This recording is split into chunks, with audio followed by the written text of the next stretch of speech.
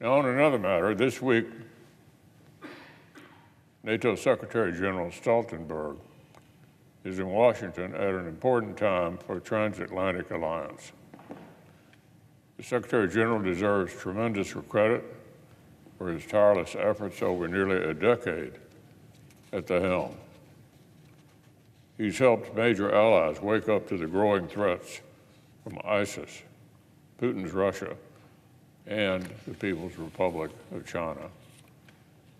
He has skillfully managed disagreements among members who share values, but sometimes have very different views. He's pressed allies to meet their pledges to spend more on collective defense, to modernize their militaries, and to contribute more to the collective security of the alliance. I just met with him, along with some of my colleagues, this morning. I'm encouraged by the progress the alliance is making to become, quote, fit for purpose, end quote. But more work remains to be done. At the Vilnius summit next month, I hope to see allies agree to set a 2% as a floor for defense spending, not an aspiration. Let me say that again, 2% as a floor for defense spending, not an aspiration. The threats we face require sustained European investments in modernizing their militaries and expanding their defense industrial bases, not merely a short-term infusion of emergency funds. We'll need greater coherence among NATO allies about how to confront the real and growing threat China poses to our collective security.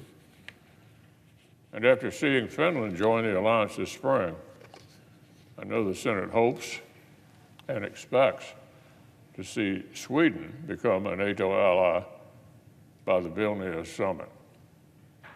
I believe Sweden's leaders understand and respect Turkey's national security interests, and I know it is in NATO's interest to welcome this modern high-tech economy into the alliance. When Secretary General Stoltenberg spoke to a joint session of Congress in 2019, he reminded us of the way President Truman saw NATO's purpose at its founding back in 1949. Here's what President Truman had to say. We hope to create a shield against aggression and the fear of aggression, a bulwark which will permit us to get on with the real business of government and society, the business of achieving a fuller and happier life for all of our citizens. I think we can safely say, Mr. President, by and large, NATO has fulfilled that lofty objective. But we can only continue to do so if allies take seriously their obligations to invest in the hard power that has underwritten Western peace and prosperity for more than 70 years.